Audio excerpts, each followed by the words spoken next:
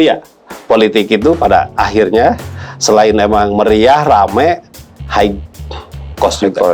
High cost juga. Bertarung di 2019 dan memenangkannya dari Dapil 5 dan langsung menjadi ketua DPRD yang mengalahkan ketua DPC-nya waktu itu. Mungkin bukan kalah menang ya.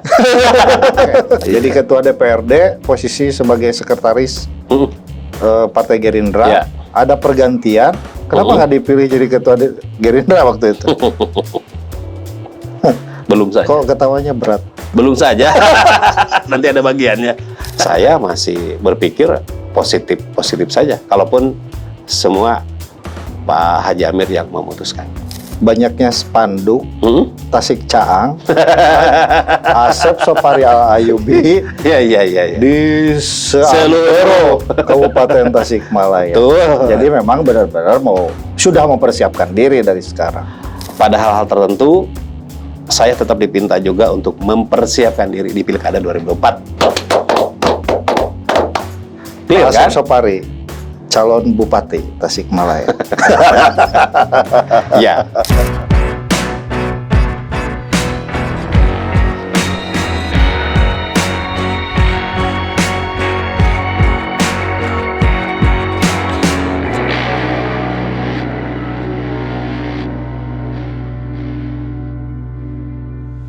Assalamualaikum warahmatullahi wabarakatuh, Baraya Priangan. Waalaikumsalam warahmatullahi wabarakatuh. Hari ini kita akan berdiskusi berbagai hal tentang isu aktual di dalam politik bersama mantan Ketua Cabang HMI Tasikmalaya tahun 1999 2021. 2021.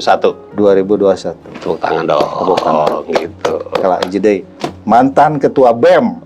Ya, lebih kerennya Presiden Mahasiswa. Presiden Mahasiswa Universitas Siliwangi. Yang pertama. Yang pertama. Yang berakde ya, Pak. Keren ya. Lantas menghilang, lalu balik lagi ke Tasikmalaya. Ya. Nyalon dari Partai Gerindra. Partai Gerindra dari Dapil 5. Kabupaten Tasikmalaya Dapil 5. Ya. Dan menjadi ketua DPRD Kabupaten Tasikmalaya. Alhamdulillah. Untuk periode 2019 sampai 2024. Ya. Ya, mengawali karir politik dari aktivis ke dunia bisnis dulu. Ya. Baru masuk lagi ke politik. Ya. Kenapa politik menjadi pilihan dan meninggalkan berbagai macam pakaya ya yang sudah dihasilkan dari bisnis selama bertahun-tahun, hampir 2 dasawarsa. Iya, 20 tahun. Betul, hampir. Mulai 2001 lah tepatnya sampai 2017. 2017 meninggalkan bisnis. 2017 itu kan dimulai dari sekretaris DPC Gerindra Kabupaten Tasikmalaya. Oh, 2017 jadi masuk sudah masuk pada real politik di 2017. Di 2017. Gitu. Jadi secara pribadi, meskipun itu ada di dunia bisnis, tidak ansih menggeluti bisnis juga. Jadi antara bisnis dan politik itu satu hal yang sulit berpisah juga. Faktanya seperti itu. Faktualnya seperti itu karena pada akhirnya kita membutuhkan kebijakan-kebijakan yang bersifat strategis juga, tanda petik berpihakan. Betul ya, betul, keberpihakan melalui jalur politik bisa dijadikan alat ya menjembatani berbagai macam kepentingan bisnis. Ya. Contoh kita mau memperlebar sayap usaha, perlu izin percepatan dan perluasan. Saya kira itu juga perlu ada kedekatan khusus ya.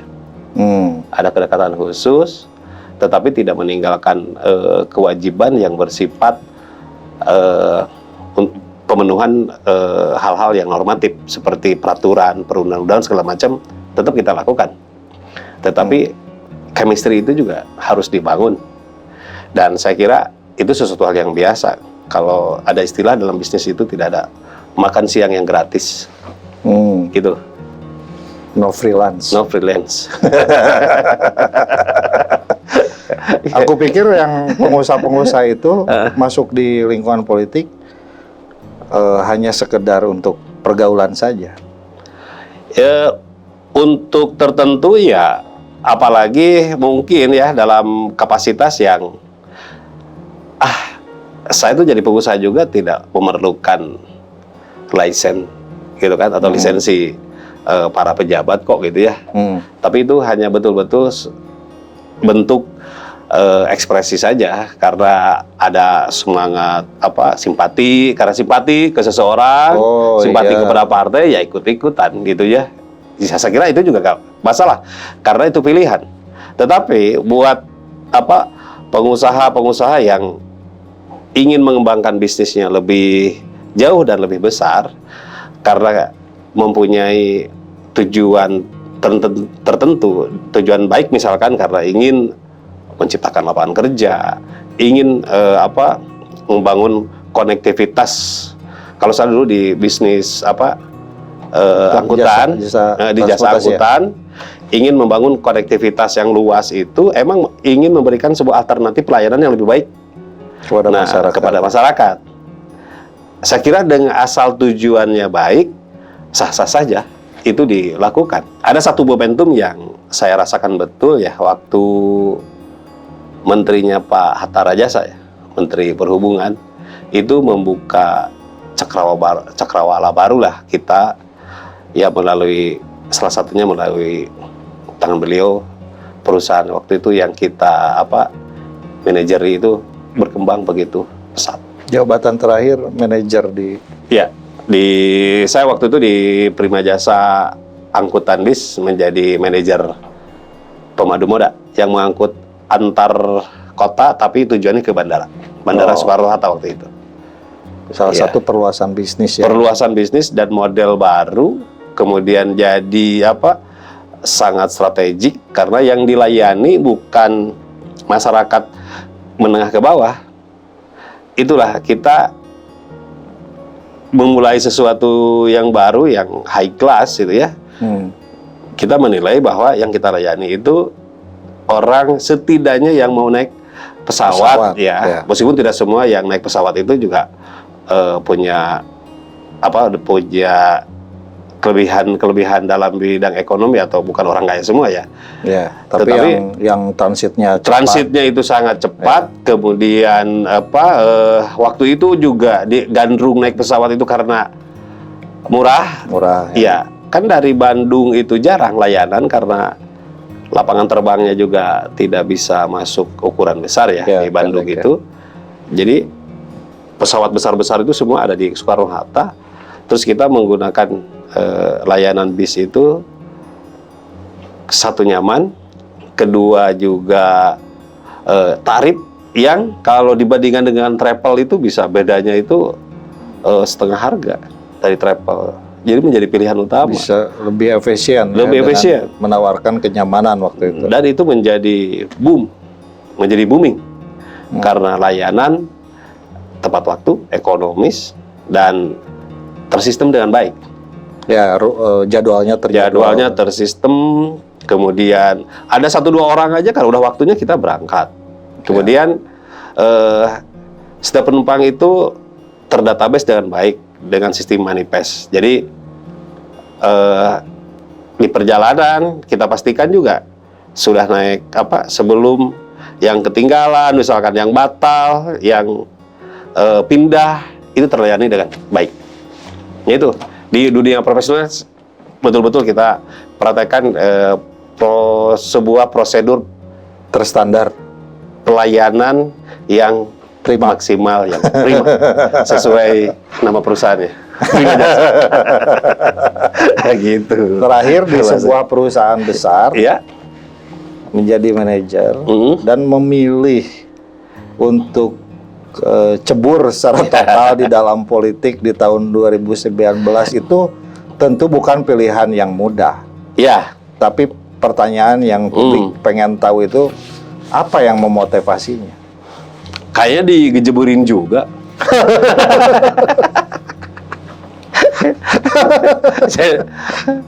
Jadi bukan tidak sengaja juga, justru Cek bahasa Sunda mah dijongklokeun kanu ngeunah gitu. Karena ada dua sisi, ada dua titik temu ya. Yang pertama kita disupport, yang kedua juga kita bukan dunia baru ya.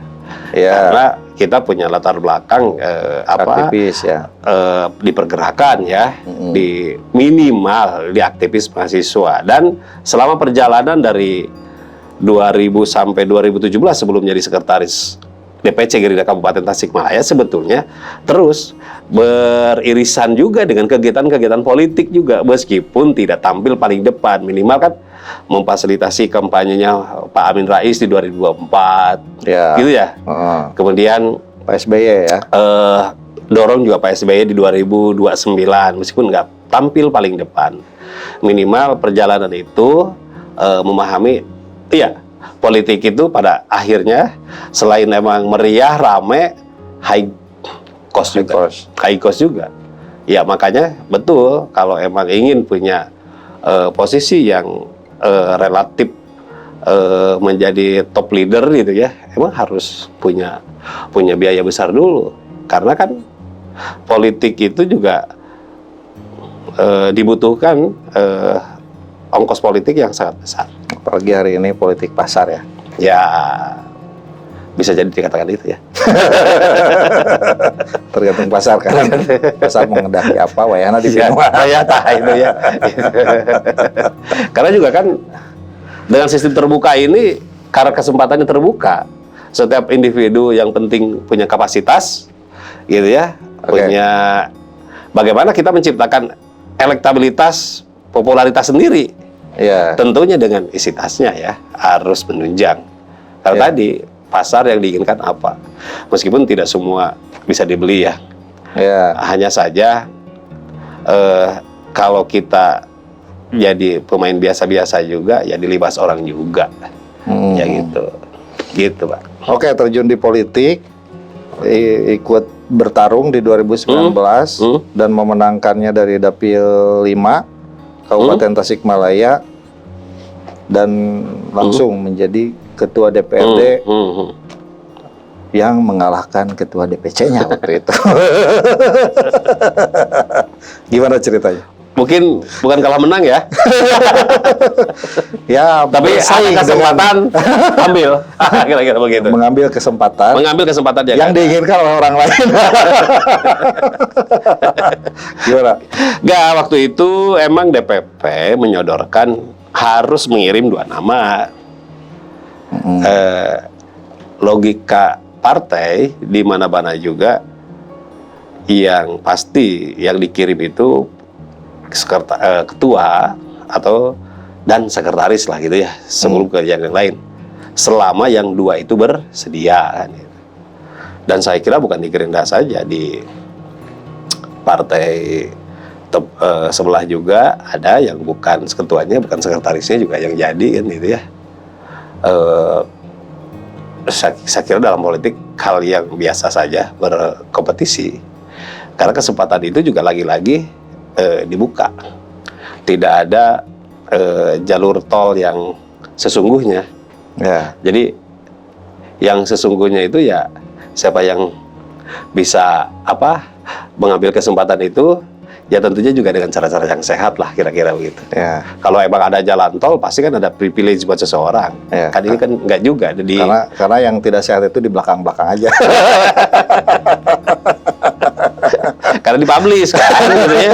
Kalau nggak dipublish mah mungkin bisa jadi itu dikhususkan. Karena kan ini dipublish, silakan gitu ya, dan terbuka saya kira waktu itu di rapat pleno kan juga. Siapa nih yang layak untuk menjadi ketua DPRD? Ya, dalam artian yang 2 orang itu kan pilihannya, yang 2 itu 1 untuk ketua DPRD, 1 untuk ketua fraksi. Ya monggo saja kan gitu. Oke. Langsung masuk jadi ketua DPRD. Ya. Dan ini kan pengalaman terbaru di dalam kehidupan ketua ya. Sangat baru, kalau saya harus jujur. Kaget apa enggak dengan situasi yang ada di DPRD itu? Iya. Ketika untuk terpilih sebetulnya tidak kaget. Karena Enggak, bukan. Ketika sudah jadi, lalu ketua tampil pertama di tahun pertama, kedua, kalau sekarang keempat ya. ya, ya, ya. Ya, Apakah menemukan kekagetan di sana? adalah karena sangat jauh ya. Kagetnya cuma tidak sampai Antara yang sangat jauh itu maksudnya antara realita dan kayak begini. literasi itu jauh gitu. Ya, betul. Literasi yang selama ini saya pahami tentang kehidupan yang dekat-dekat dengan saya ya, dunia aktivis, kemudian bisnis atau sosial yang lain. Ini kan real dan kita harus mengambil kebijakan yang belum pernah sama sekali sebelumnya dan mengalami sebagai anggota pun kan belum. Berarti mekanisme mengambil keputusan buat saya itu adalah sesuatu yang baru. Bagaimana keputusan itu menjadi satu kesepakatan yang menggambarkan kolektif kolegial DPRD. Kan itu keterkejutannya di situ ya. Belum ada yang disebut dengan lobby-lobby. Lobby-lobby siapa aja lah, banyak lah gitu kan. Ditambah lagi, begitu saya dilantik, 2-3 bulan kemudian datanglah COVID-19. Jadi sebetulnya buat saya itu ini sesuatu yang lengkap. Ya, dan dalam sejarah nggak akan terulang lagi. Kalau terulang pun jauh gitu ya. Iya, saya nggak tahu, mungkin 1000 tahun kemudian gitu ya. Jadi ketua DPRD baru setahun dihantam COVID. Nggak setahun, Pak. Saya dilantik September 2019. COVID itu kan COVID-19, berarti 2019. Dan itu terjadi antara April. di tempat yang lain itu terjadi di bulan Desember. Ya. Di bulan Desember ini semua udah ancang-ancang. Begitu masuk ke 2020, puncaknya di Indonesia itu April, itu semua yang kita rencanakan itu kan direfocusing. Jadi saya mikir juga, barang naon ini refocusing, alokasi yang ini aja belum saya pahami seutuhnya kan. Ya itu jujur lah, sebuah bukaan ya gitu kan. Dan itu harus dilewati gitu ya, dengan segala upaya ya. Tetapi alhamdulillah masa-masa itu saya bisa lewati sampai hari ini. Bahkan di tahun-tahun terakhir, ini kan 1 tahun terakhir, tinggal berapa bulan lagi, tinggal 10 bulan lagi. Jadi Ya. mungkin kita terbiasa menghadapi situasi yang lebih sulit dari sebelumnya. Betul nggak? Gitu ya. Bukan hanya COVID. 2019 jadi ketua September. Ya. Ya. Terus? COVID, pilkada. Oh iya, betul. Pilkada juga saya menjadi komandannya, gitu. Ketua tim sukses. Ya, sebetulnya udah cukup ya. Kalau saya berdiri dengan sangat ajeg hari ini gitu. Ya pede aja lagi. Luar biasa ya. Karena sudah melalui proses. Jika lamun kalapa mah itu yang geus dipeureut. Ya. Geus diperas lagi gitu kan sampai keluar saripatinya yang paling dalam gitu kan gitu. Cukup untuk belajar. Iya. Dan saya juga banyak dari perjalanan ini sebetulnya kan sambil belajar. Jadi ketua DPRD posisi sebagai sekretaris Partai Gerindra. Ya. Ada pergantian. Kenapa nggak dipilih jadi ketua Gerindra waktu itu? Belum saja. Kok ketawanya berat? Belum saja. Nanti ada bagiannya.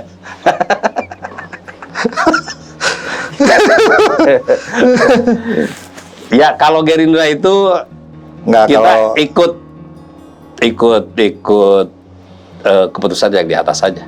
nggak kan kalau gini Iya. kan, ya kan ketua DPRD layak lah jadi Iya. ketua DPRD, jadi ketua partai, Iya. gitu. Kalau ada pergantian, Nah, mungkin perjalanan yang lain mulus-mulus.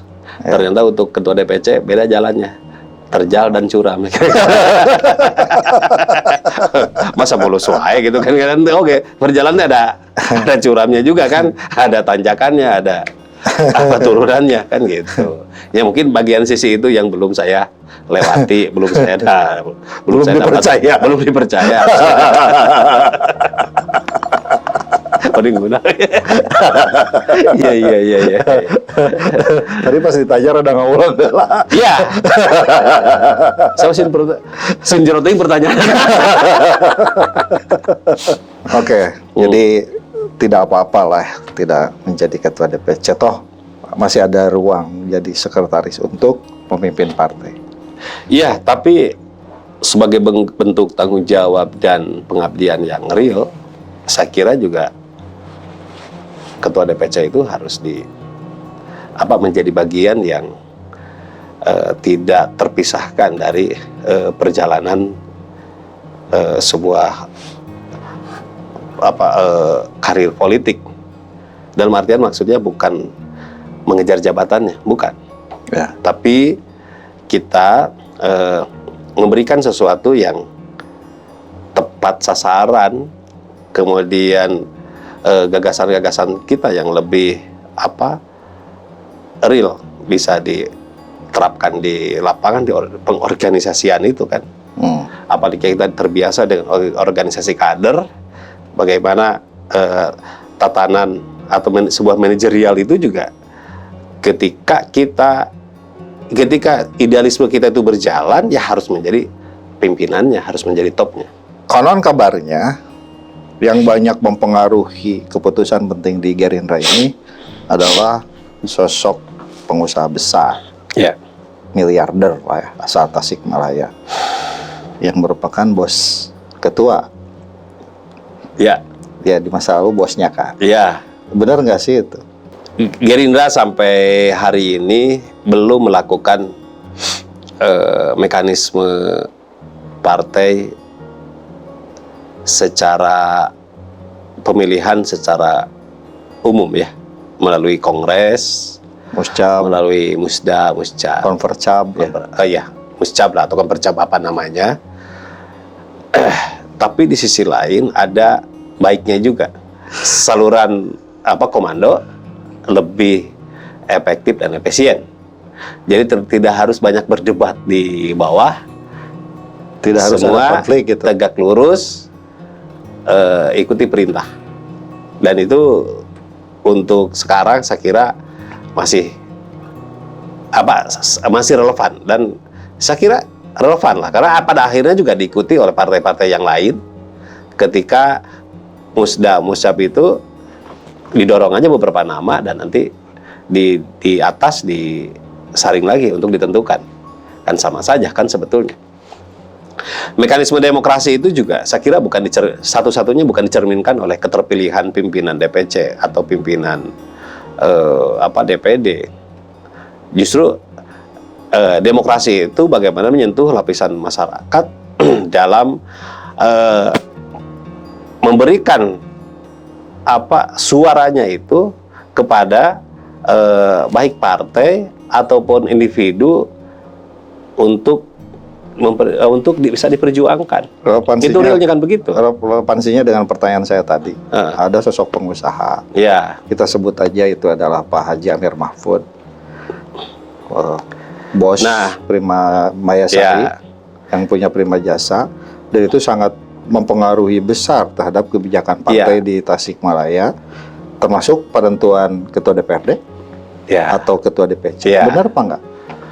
Makanya saya nyambung nih. Kenapa saya ngomongin di Gerindra itu masih mekanismenya sistem komando atau penunjukan. Lalu saya nyambung. Kaitan itu, sama beliau, beliau itu kan bagian yang dipercaya sama DPP menjadi bagian pengambil kebijakan juga, karena tentunya juga dengan segala pengorbanannya di wilayah Jawa Barat, khususnya juga di Priangan Timur ya. Nah, jadi nggak salahnya juga diberi privilege, tetapi juga kan yang terpilih dan dipilih juga saya kira tidak asal tunjuk juga. Tapi tetap ada mekanisme penilaian yang detail juga.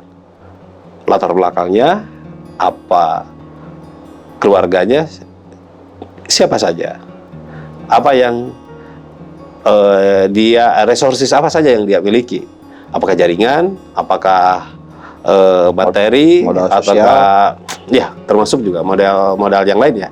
Nah gitu kan, bisa modal sosial, bidang finansial, bisa lain sebagainya. Nah tidak gegabah juga dalam menyodorkan itu. Dan juga bukan karena kedekatan. Jangan salah juga. Contohnya orang dekat nggak jadi ketua Itu satu. DPC. Terus ketika ditunjuk saya jadi ketua DPRD juga, saya kira juga mungkin salah satunya kan dianggap mampu.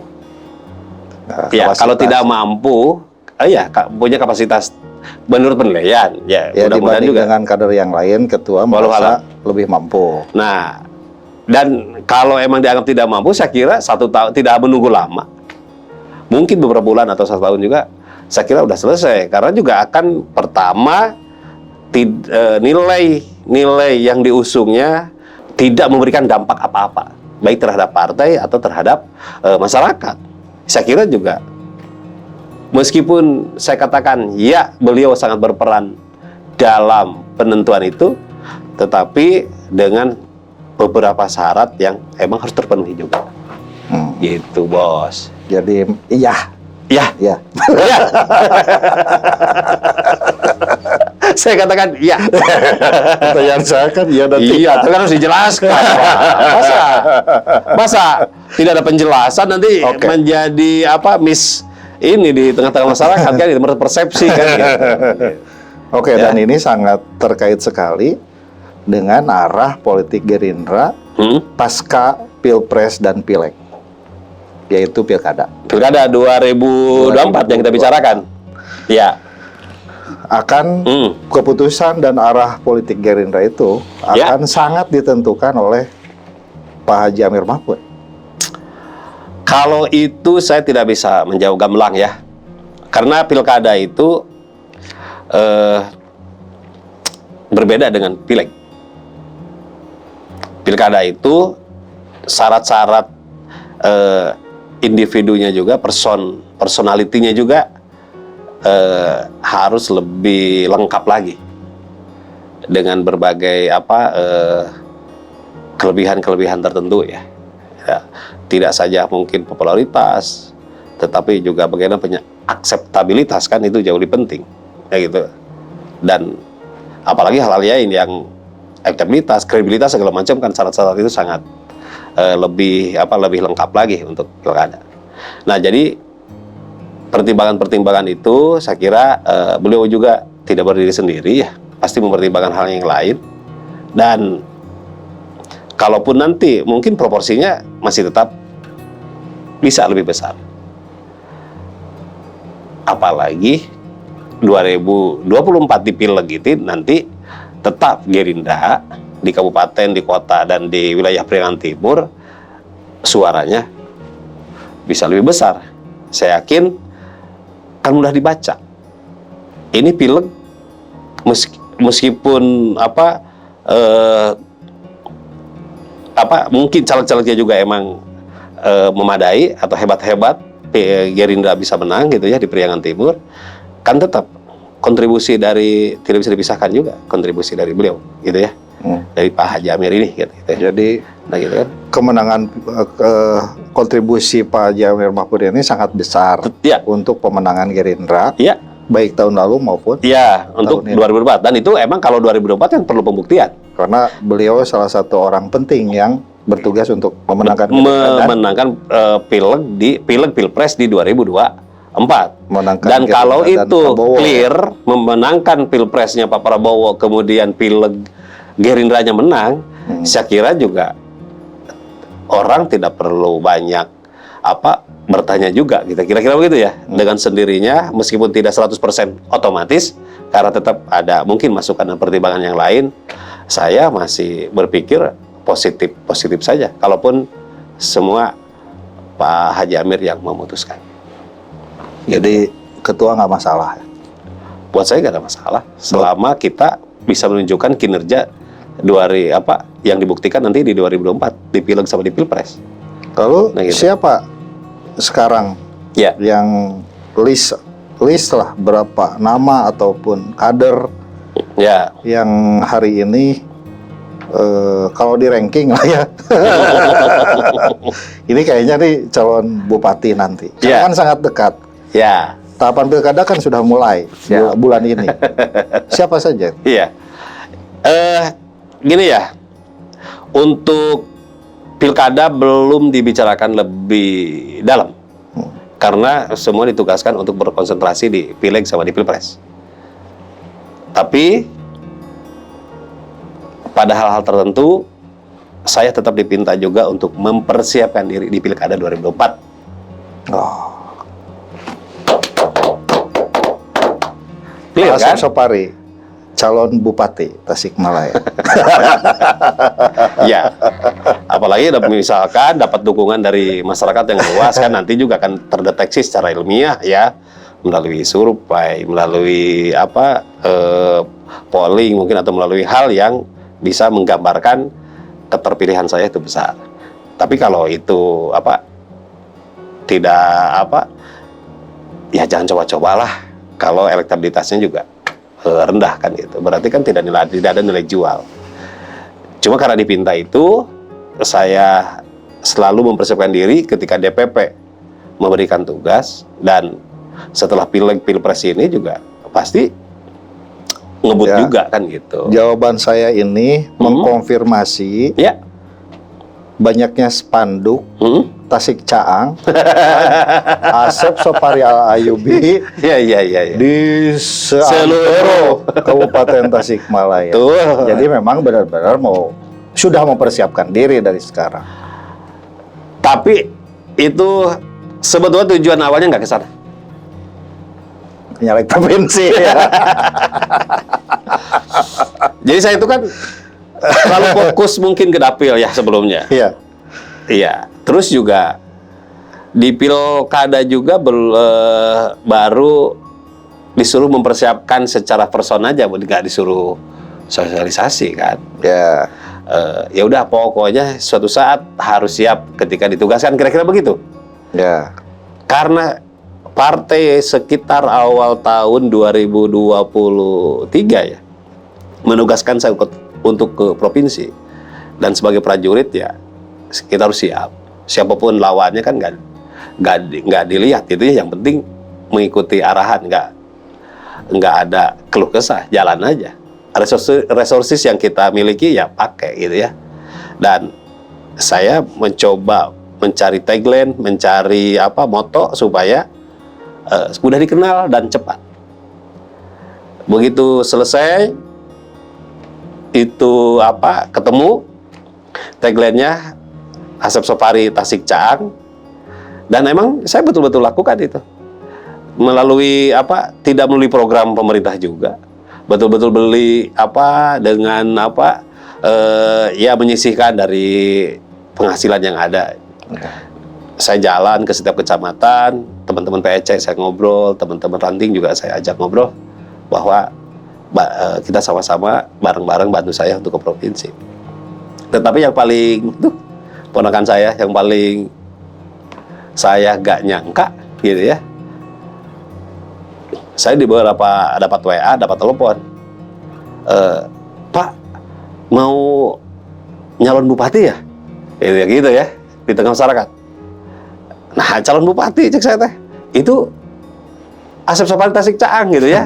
Jadi ternyata tagline dan moto itu lebih relevan untuk calon bupati atau kepala daerah. Itu nggak salah, karena sudah dikonfirmasikan. Saya tanya tadi, spanduk itu mengkonfirmasi kesiapan. Iya. Ketua mau maju untuk the next step. Ya. Jadi bupati Ya, atau bismillah aja. wakil bupati. Bismillah saja. Cita-cita jangan wakil bupati dong. Oh iya, bupati aja. Cita-citanya bupati. Terpeleset sedikit ke Nggak wakil apa-apa. bupati. Nah, jadi pas begitu Idul Fitri, saya dipanggil oleh DPP gitu ya, harus nyaleg lagi di Kabupaten Dapil 5. Jadi kayaknya ini emang takdir saya itu harus ngurus kabupaten. Tidak saja di DPRD ya, besok lusa di tugas eksekutif ya harus siap sajalah. Jadi tadi meskipun rencananya ke provinsi, spanduk Asep Sopari Tasikcang itu ya sekalian saja, nanti perbesar aja buat publikasi menjadi calon bupati. Sudah gitu aja lah. Betul kan? Pasti ada yang baper lihat ini. Politik, Bu. Tapi ada hal yang pengen saya tanyakan, karena di beberapa daerah di jalan raya, kebetulan saya lewat, muncul sosok Pak Kiai Atam, Iya. calon bupati. Ada Pak Prabowo di situ sama apa namanya itu? Semacam komunitas. Komunitas. Iya, komunitas. Siapapun, dan kita sangat terbuka di Partai Gerindra. Mungkin saya mewakili kader, tetapi kalau ada tokoh, ada sosok yang lebih pas dan memenuhi syarat-syarat yang disyaratkan oleh DPP, ya silakan saja kita beautiful contest. Oke. Betul kan? Jadi memang ada upaya juga dari dalam. Iya. Dari pengurus mungkin. Ya saya kira sesuatu hal yang wajar. Ketua NU ini Karena Gerindra ini juga saya kira bisa dikatakan dalam hal urusan pilkada juga bisa dikatakan partai baru. Belum banyak pengalaman kok ikut pilkada. Hanya baru 1 kali kemarin di 2020 itu yang betul-betul menjadi pengusung utama dalam pilkada. Jadi ketika ada dinamika di dalam partai, kemudian juga ada beberapa tokoh, ada beberapa kader yang siap dan memenuhi kriteria, saya kira itu masih menjadi satu hal yang lumrah saja sih. Apalagi partai baru, gitu ya. Ada upaya nggak dari Big Boss tadi sama internal partai memang untuk mendorong Pak Kiai Atam ini jadi calon bupati? Saya tidak tahu, tidak terlalu kepo juga. Oh, jadi nggak. Yang penting saya ditugaskan mempersiapkan diri, sudah. Itu saja.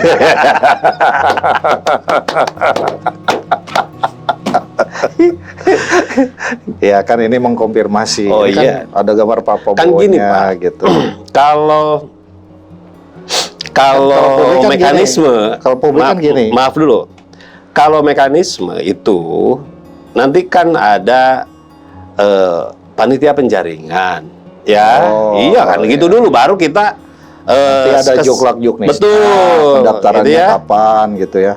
Setelah ada panitia penjaringan, mungkin nanti meskipun ada beberapa orang yang sudah dari dinilai mumpuni, ya tetap harus mengikuti mekanisme itu. Dan nanti disodorkan, yang mengambil keputusan kan DPP melalui mekanisme yang diterapkan oleh DPP itu sendiri. Nah, kalau itu sudah menjadi keputusan dan harus kita menerima, gitu ya, kita akan mengikuti apapun itu keputusan. Kan itu mekanisme tuh. Oke. Iya, jadi sekarang kan masih tahap, sebetulnya kan masih tahap awal. Ya, semua orang bebas menawarkan diri melalui jalur mana kan, gitu ya. Mau pintu depan, pintu belakang, ya. Betul. Atau Setuju. jalur Iya. Jadi kan ini juga hanya bagian dari bagaimana mensosialisasikan diri kan gitu. Ya. Oke. Kan tidak bawa-bawa Gerindra juga. Kenapa? Jadi saya juga tidak bisa berbicara atas nama mengomentari atas nama Gerindra, kecuali udah logonya Gerindra gitu kan, udah ini baru gitu kan, ada apakah betul udah seperti itu kan, kira-kira begitu. Ini kan masih pasar bebas yang kita akan terukur nanti di tengah-tengah masyarakat. Berarti di Gerindra itu ada 2 kandidat sementara. Saya tidak tahu. Pak Asep Sopari, ketua. Enggak kan, saya tahunya diri saya sendiri ditugaskan. Yang lain saya nggak tahu apa yang lain ditugaskan atau tidak. Ya mungkin yang lain juga ditugaskan. Ya walau alam. Saya kira bagusnya tanya ke yang bersangkutan, jangan ke saya. Nanti suatu saat Amir Mahfud saya ajak. Hebat.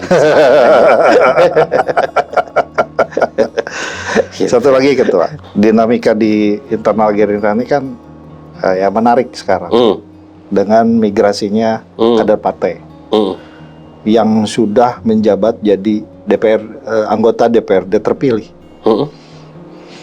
Kalau nggak salah Dapil 7 ya. Dapil 7 pindah ke PDI Perjuangan. Iya.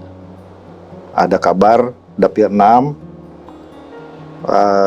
calon anggota legislatif dari Gerindra pindah ke Partai Nasdem. Dan Dapil 2 mantan ketua DPC dulu. Ada fenomena apa? Apa mereka nggak betah gitu di dalam atau gimana? Yang bisa jawab mereka sendiri. Alasan apa pindah partai? Ya, nanti saya sih hanya melihat. Iya, tanya, bagus lah, gitu ya. Ini kan bukan jumlah sedikit, jumlahnya lebih dari satu banyak lah. Ya, tapi kan kita juga dapat. Ada fenomena apa maksudnya? Limpahan juga kan, ada yang dari partai lain juga pindah ke kita, yang incumbent juga. Saya kira sama aja. Jadi kalau saya melihat dan menilai ya, pertama inilah yang harus kuat itu para politisi itu. Jadi ketika sesuatu dinamika terjadi, ya hanya ada dua pilihan saja. Pertama, tetap eksis dengan partai yang mengusung atau yang diusungnya dulu. Yang kedua ya tidak usah bikin ribut, ya silakan saja mengambil pilihan kedua, yaitu mungkin stop di politik atau pindah. Buat Gerindra hal yang seperti ini buat saya sih sama sekali tidak ada kekhawatiran apapun. Jadi kalau masyarakat lihat ya, di Gerindra itu kan sangat cepat sekali. Iya. Gitu. Berbagai macam tadi perubahan, masuk orang, keluar orang. Kita kan bisa dikatakan belum melakukan proses musyawarah ya. Jadi sharing, nah itu kan yang utama di politik itu, sharingnya itu belum ketemu nih. Sharing power ya. Sharing powernya belum ketemu. Kan biasanya kalau ini ada mekanisme musyawarah itu biasanya kan mempertimbangkan kekuatan-kekuatan gitu ya. Karena sharing power itu masih tertumpu kepada pusat, jadi kita mengikuti aja mekanismenya. Soal terjadi dinamika di bawah itu, apalagi hari ini, secara ideologi partai-partai itu kan hampir sama. Secara dinamika, saya juga lihat di partai yang lain juga hampir sama, cuma hanya beda kasus saja. Jadi saya secara pribadi ini menganggap ini hal yang lumrah saja, biasa terjadi di partai gitu ya.